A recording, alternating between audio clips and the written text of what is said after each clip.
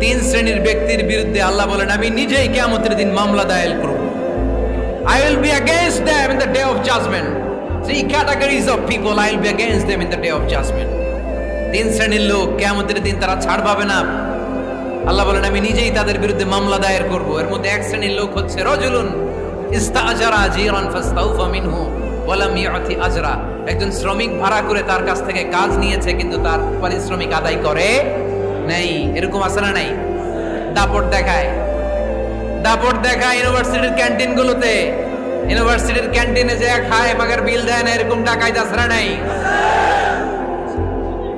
চায়ের দোকানে চা খায় আগে পরে দিমু বিল দেয় না, আছে না নাই? দোকানে যে পণ্য কিনে বিল দেয় না, পরে দিমু, আছে না নাই?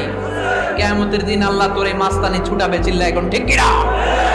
আনা খাসমুহুম, আমি নিজেই তাদের বিরুদ্ধে মামলা দায়ের করব। কথাটা কার?